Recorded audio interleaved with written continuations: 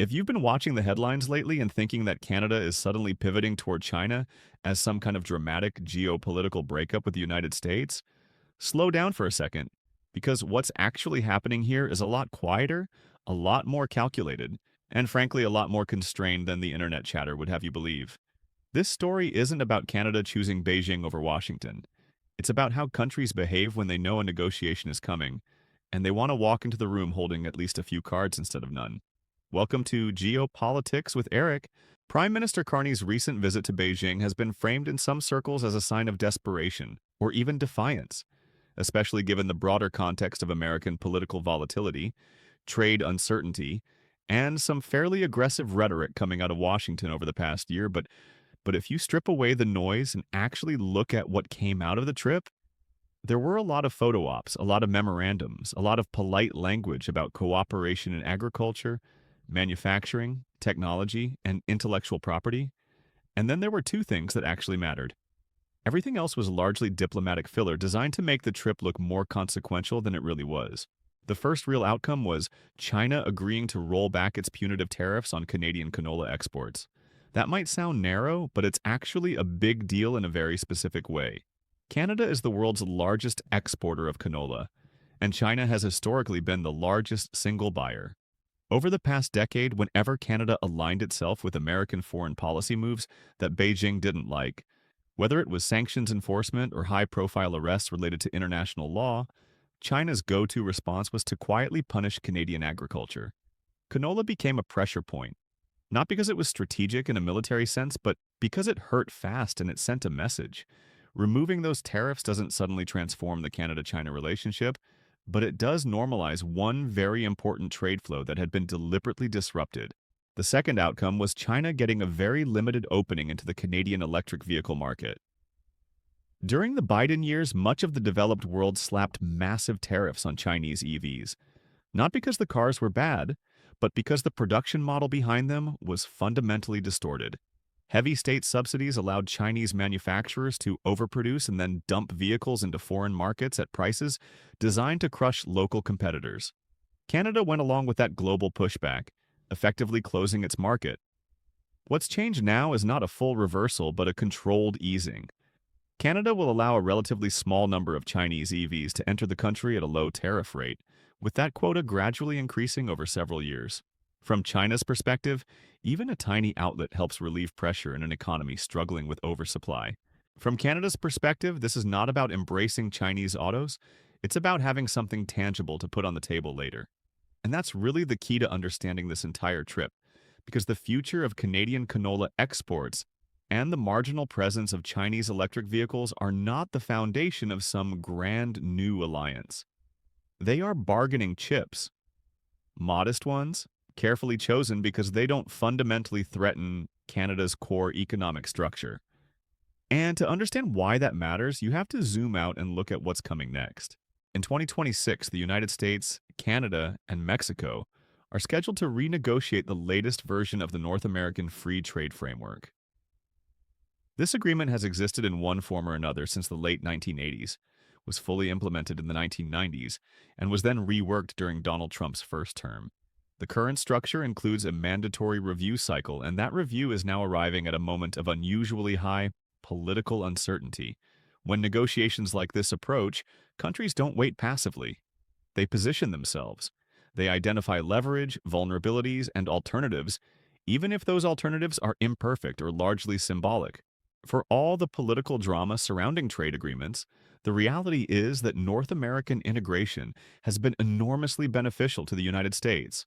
Most of the manufacturing growth seen over the past 3 decades, particularly in high-value sectors like automotive production, is a direct result of this integrated system. Canada, Mexico, and the US don't operate as three isolated manufacturing hubs. They function as one interconnected space, with parts and components crossing borders multiple times before a final product is assembled. You simply cannot build modern vehicles in the United States at scale without that system. Canada, in particular, functions almost like an extension of the industrial Midwest, with deeply intertwined supply chains running through Michigan and the broader Auto Alley region. Despite that reality, trade negotiations are never purely about economics. They're also about politics, personalities, and leverage. Donald Trump has been very clear, both publicly and privately, that he doesn't feel emotionally or strategically attached to multilateral trade frameworks. He has repeatedly suggested that he would prefer bilateral deals, whether that means separate arrangements with Mexico and Canada or a radically altered structure altogether. That doesn't mean NAFTA-style integration disappears overnight, but it does mean that uncertainty is real, and Canada has to prepare for multiple possible outcomes. This is where geography becomes both a constraint and a constant. Canada does not have a realistic alternative to the United States as a primary trade partner. Every Canadian province except two trades more with the US than it does with other Canadian provinces. One of the exceptions is Prince Edward Island, which has a very small, highly subsidized economy. The other is British Columbia, whose trade orientation leans toward the broader Pacific Rim and functions largely as an import gateway rather than a manufacturing engine. For the rest of the country, the American market isn't just important, it's structurally irreplaceable. There is no China-shaped substitute waiting in the wings, but the same geographic logic cuts both ways. The United States benefits enormously from access to Canada's workforce, infrastructure, and industrial capacity without having to directly finance it. From an American perspective, it's an unusually favorable arrangement.